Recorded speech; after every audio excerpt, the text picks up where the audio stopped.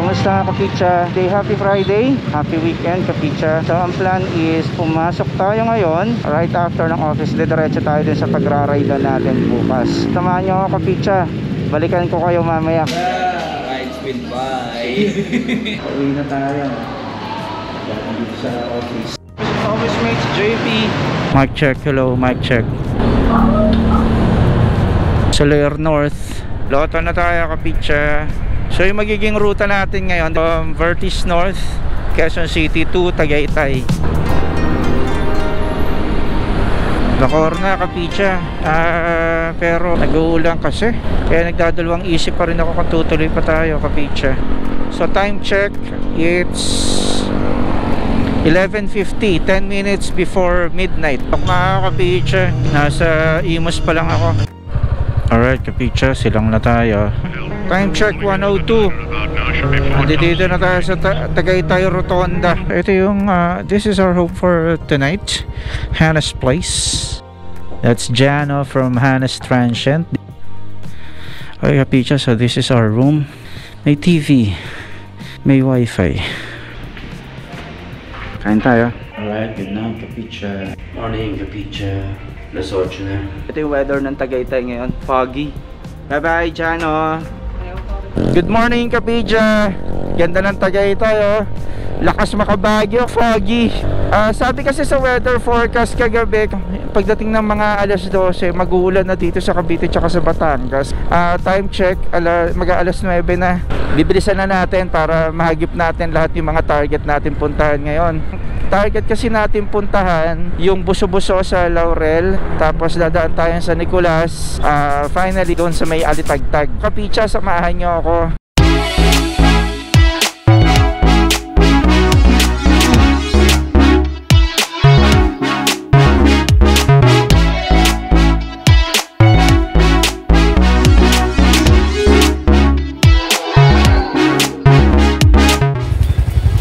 Ganda ng Taal oh. Nausok yung vulkan ngayon. Ganda. Alright Kapicha, Talisay. Nagulat ako Kapicha. Oo nga pala, hindi na nga pala dadaanan yung isang lugar. So anyway, dito na tayo sa Laurel, Batangas. May maganda akong naging experience dito actually Kapicha. So December 24, 2020 may pinasukan akong isang compound. Akala ko resort kasi yung compound, na parang may Christmas party yata sila or fiesta. Paalam ako, palipad ako ng drone. Alam mo ba, gusto pa nila pakainin. Samantalang hindi ko naman kinunan yung party nila. Ang kinunan ko na palipad ako ng drone ay yung Taal. So it was such a beautiful experience na hindi ko siya nakakalimutan. Pati yung pecha, tandang-tanda ako eh. Alright, ganda. Ganda ng gulod ng Tagaytay dito Kapicha. Yung munisipyo ng Laurel Kapicha. Ganda kasi parang ito niya yan, yung yung bundok ng Tagaytay eh. Tagaytay Ridge. Yan, kita niyo yung daan dito. Yan o, may mabuhangin. Ano yan, that's nagbubuga pa rin ng usok si Taal. Pataas pala to Kapicha. Yan. Hindi ko alam kung pang ilang gear ito, pero para lang may power tayo. 37 kilometers per hour. Kaya pa ni XRM. Yan. Pero hindi pa yan todo. Time check 9:43. Wow, yan o. Wow, lapit na nung Taal Volcano. Ay, naku, yung 360 camera ko, why'd you do that? And we're here Kapicha sa Buso-Buso. Wow, oh my god.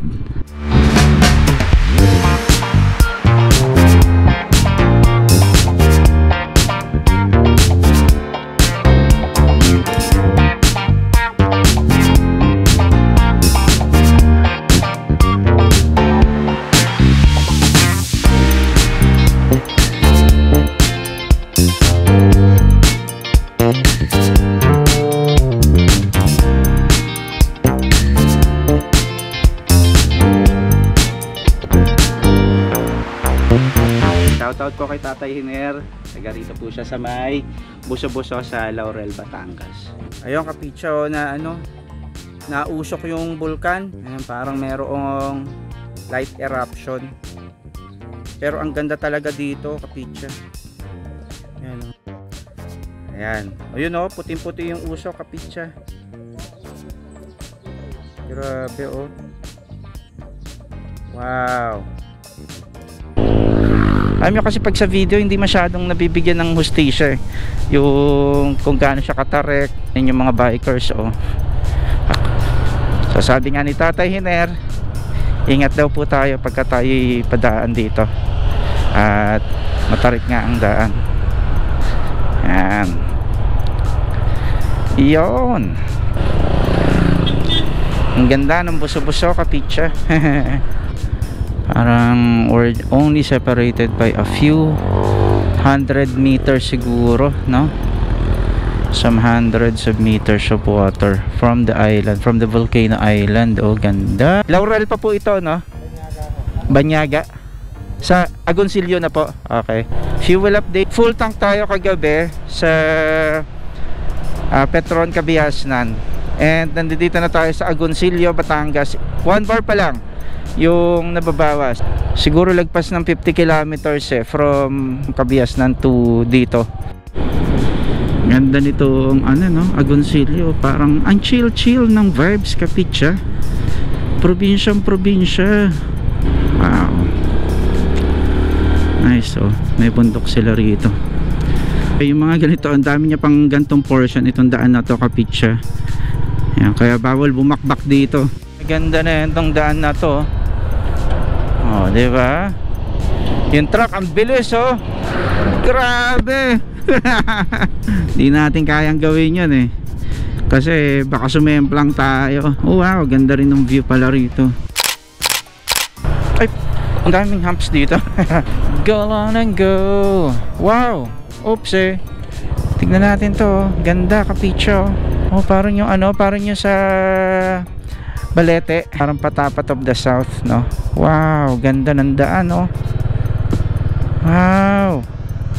Wow, kapitsa. Ganda ng daan. Ayan, no? Mount Makulot. Alright.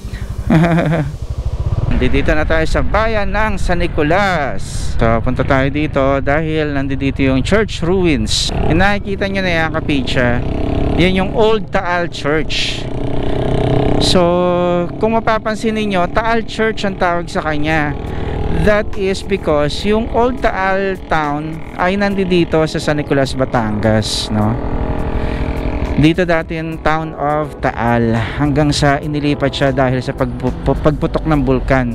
At gawa nga ng pagputok ng bulkan ay nasira yung kanilang lumang simbahan. Ayan. Dito lang sa malapit sa lumang simbahan ay yung kanilang baywalk. Oh, wow!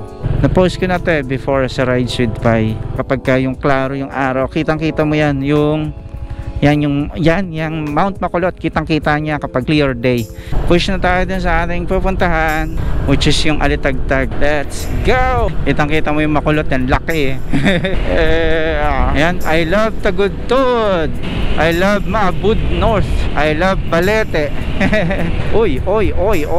So dapat daw doon na tayo lumiko. Okay, there we go.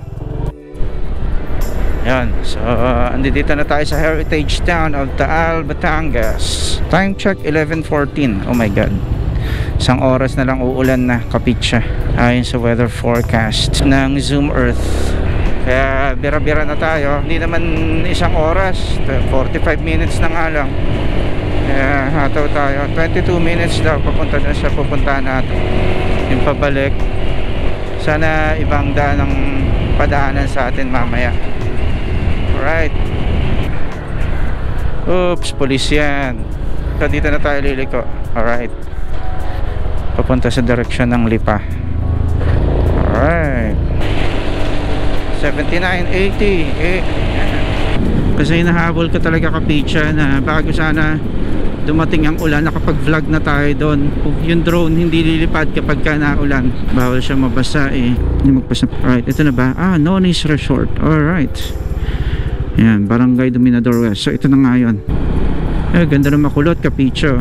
Green na green. green fields on a green, green grass of home. Ganda.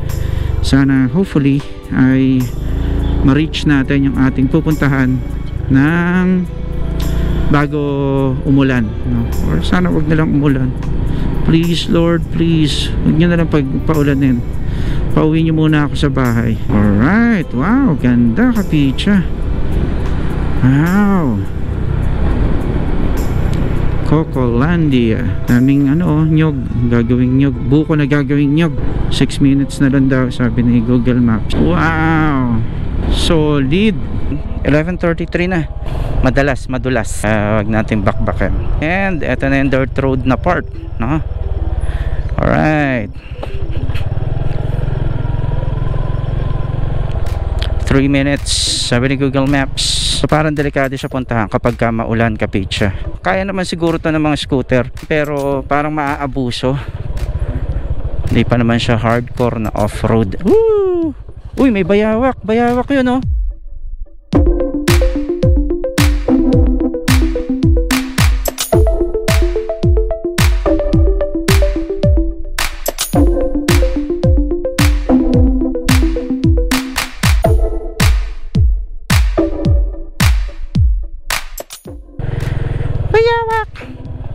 Maliit pa siya. Talagang nature retreat siya, no? Yung pangalan nga pala ng lugar is Alitagtag Nature Retreat. Naku po, parang ang hirap pumahon dito mamaya. Sana kayanin. Meh! Meh! Meh! Meh! Nako, paano kaya ako dito mamaya pagkapaahon? Kaya? Sana kaya. Alright.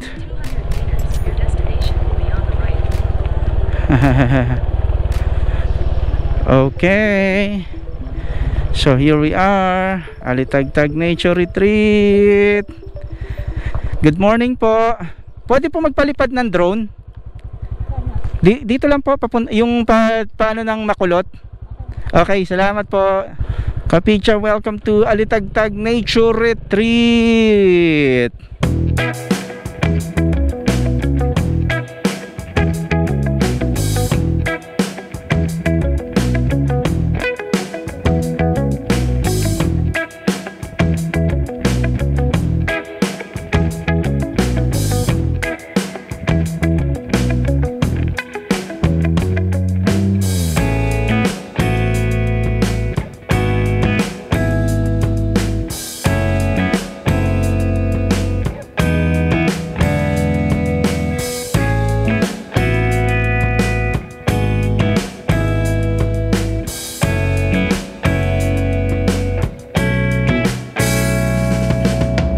Kuya, ate, salamat po.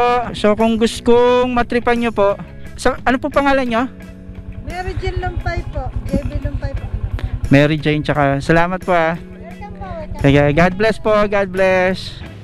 Alright, so Kapicha, dito na natin natapusin yung vlog. Live here from Alitagtag Nature Retreat in Alitagtag, Batangas. This is still your boy Pai. O nga pala, gusto natin pasalamatan from the bottom of my heart. Marami pong salamat din sa mga patuloy na sumusuporta at nanonood ng Rides with Pai. Sana na-enjoy nyo yung mga video natin. At saka sana masarap parati yung pagkain ninyo. So yun lang po. So as always, kung trip nyo yung mga ganitong video, please click like, share, and subscribe. And ride safe, stay safe, and God bless you more. God and ride. Bye-bye!